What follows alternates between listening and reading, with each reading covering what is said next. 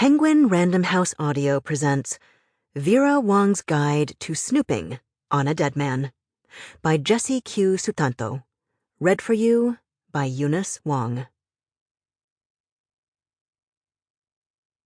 To those of us whose ambition is to turn into a Vera when we grow up. 1.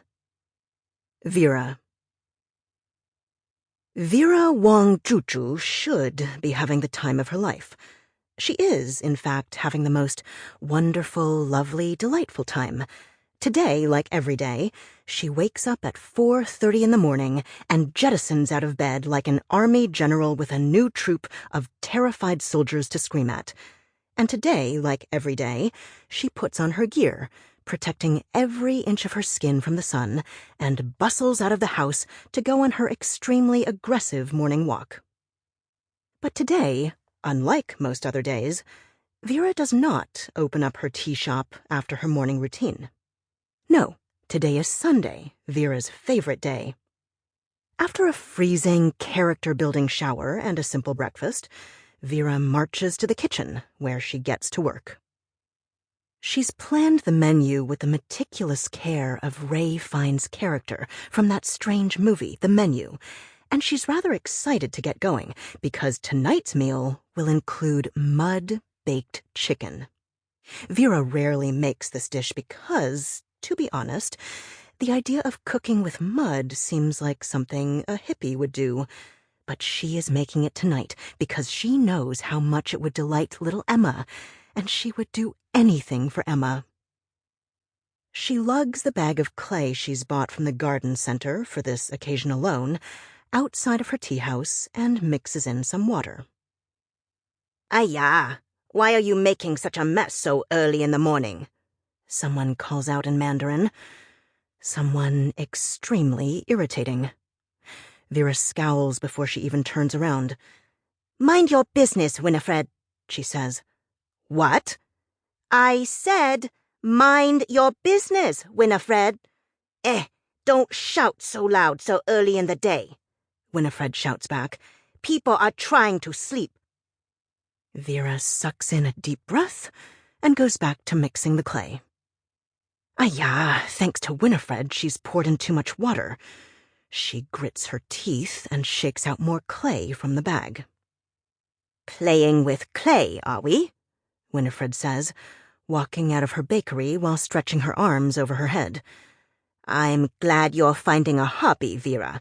I was starting to get worried about you." Vera straightens up so fast that her back clicks. "Why would you be worried about me? I have a roaring social life. It is you who people should be worried about." Winifred raises her eyebrows. "Oh? I have twin grandbabies. I barely have time to run my extremely successful patisserie, Chinese bakery," Vera mutters. The mention of twin grandbabies stings. To make matters worse, against all rules of nature, Winifred's grandkids are actually cute. Considering their genes, Vera thinks sulkily, those two babies should have been born with fangs and a forked tongue.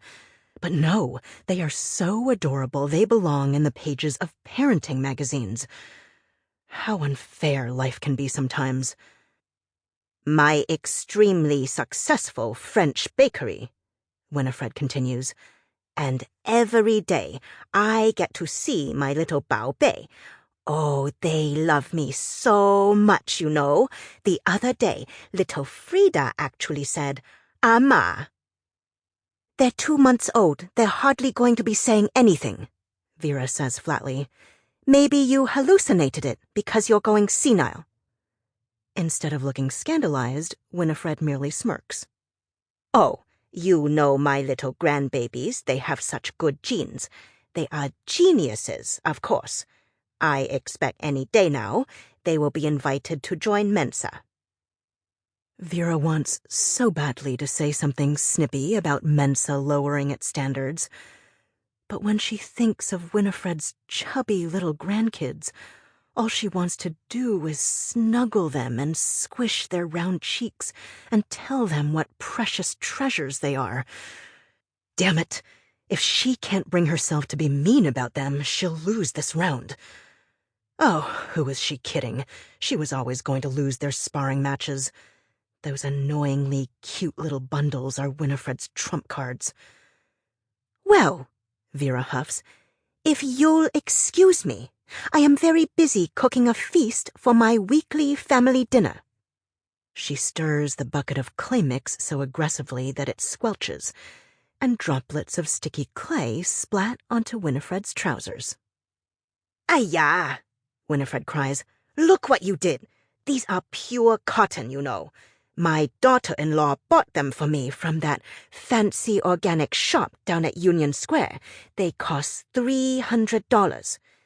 For those pajama pants? What is this European nonsense? They are not pajama pants. They are called lounging pants. They look like pajama pants to me.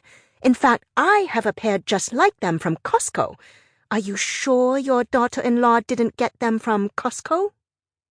Winifred huffs. My Kelly is a good girl, very filial. She likes to spoil me. I hope that if you ever get a daughter-in-law, she will be half as good as my Kelly. When I get a daughter-in-law, you mean? Vera says cunningly. Oh? Tonight's dinner is so special, Vera says with a small smile. Winifred falls for her bait. And why is that? Because it will be at Tilly's new place. Tilly and Selena's new place. Winifred's eyebrows rise to her hairline. Oh? They are moving in together, your Tilly and that police officer? Yes. When Vera thinks of this fact, she feels a joy so fierce it bubbles up inside and bursts into a huge grin. And once that happens, you know it won't be any time at all before they get engaged. Winifred grunts. Maybe, but you know young people these days, they think nothing of moving in or breaking up. So I wouldn't count your chickens just yet, Vera. And with that, Winifred saunters back to her accursed bakery, muttering about her expensive pants. Vera hopes they are forever stained. She looks down at the bucket of clay and takes a deep breath.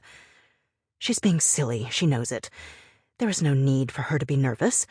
Tilly and Selena will settle nicely into their new place, and before she knows it, there will be a proposal, then a wedding, and then twin grandbabies. Nay, triplets. When Vera closes her eyes, she can just see it. Vera sitting on an overstuffed sofa with one arm around Emma and the other arm around 3 fat babies. She is manifesting like the TikTok told her to. She can practically smell their milky baby smell. Tonight is going to go perfectly. She can tell. It will be the beginning of an amazing chapter in her life. Tilly and Selena's new place is a sweet little duplex in the Mission District, just a short 10-minute drive from Vera's house. Oliver arrives at 2, with Julia and Emma in tow to pick Vera up. They come out of the car to help Vera with the ungodly amount of food she's prepared, even little Emma. She carries a thermos of cold winter melon drink that is nearly as tall as she is and totters down the driveway, and the sight of her makes Vera's heart ache with affection. Vera, don't you think that you've made too much food? Oliver says, grunting as he heaves a cooler stuffed to the gills with food into the trunk. Julia elbows him viciously. No, she didn't. She turns to Vera and says firmly, No, you didn't, Vera. There's enough food here for 20 people, Oliver says. And I will happily take any leftovers home, Julia says. Stop telling her to cook less, Ollie. You know Emma and I basically live off Vera's Sunday leftovers. Oliver rolls his eyes. Well, yes, so do I. I'm just saying. Sample complete. Ready to continue?